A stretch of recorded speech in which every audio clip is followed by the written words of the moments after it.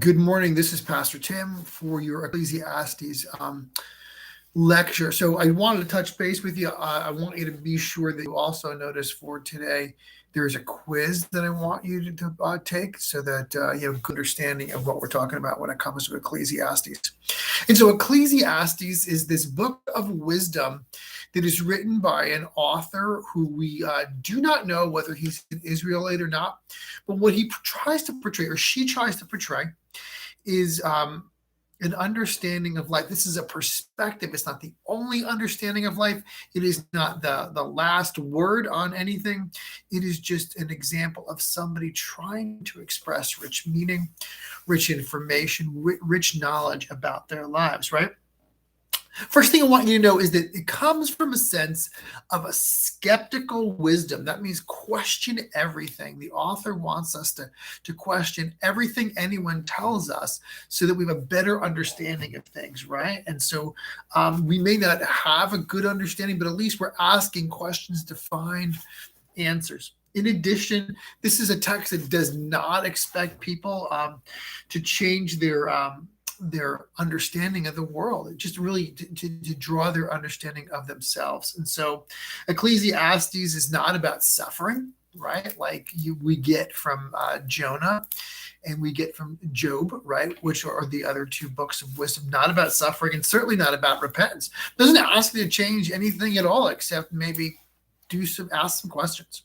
So it begins this way, right? The story is the wisdom of the teachers, the son of David, king in Jerusalem. Vanity of vanities, says the teacher, right? So there's no real name.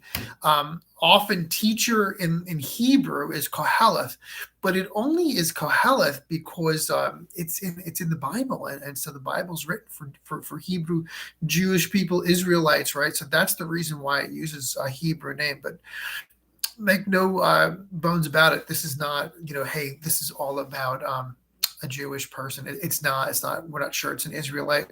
We do not know if they have any kind of Hebrew background. Okay, but be sure we understand not about suffering, and it's not about repentance, right? And so the author says, "Vanities of vanities," says the teacher. Vanities of vanities.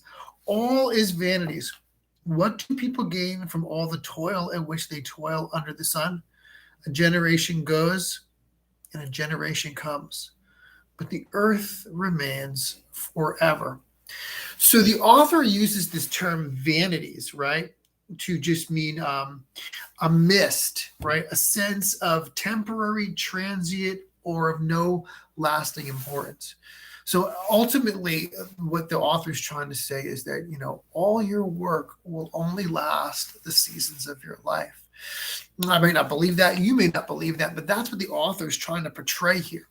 A sense that whatever work you're doing, people are going to forget you. And just be aware of that. Be aware of the time, the effort, and energy that you put into the world. Because, when you're gone, it goes along with you. So things are pretty transient, right? Then he continues to talk about life as we know it.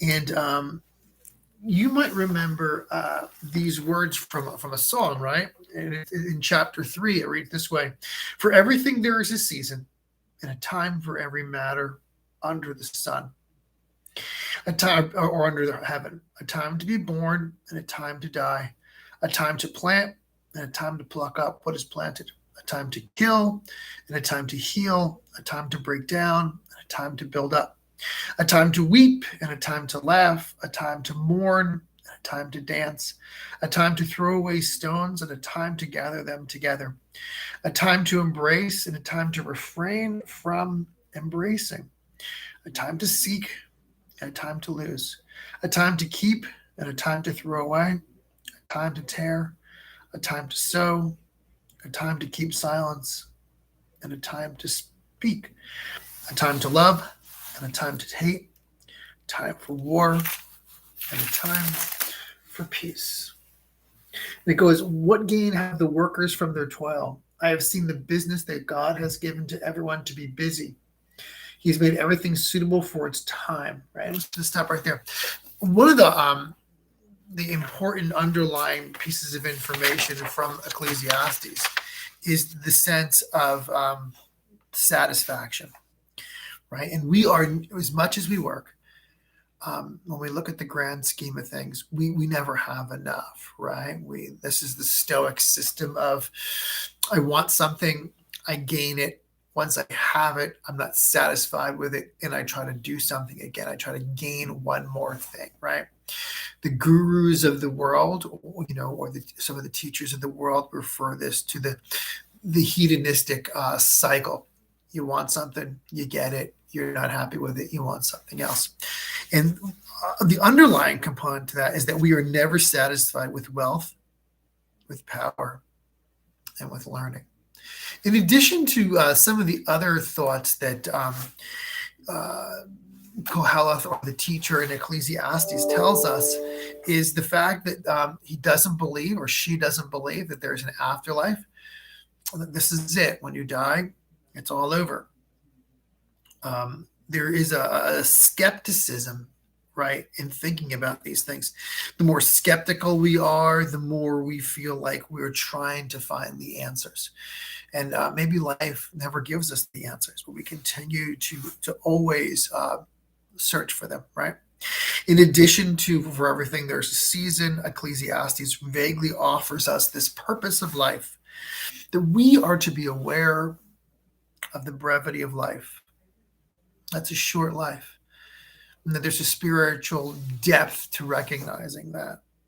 And that we are called to make each day count. Make sure that you are living your best life is really what Ecclesiastes wants you to know. This text of Ecclesiastes wants you to know.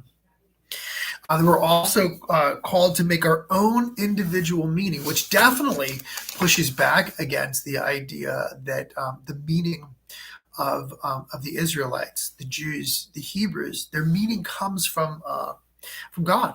Their meaning comes from their relationship with God and their relationship with one another.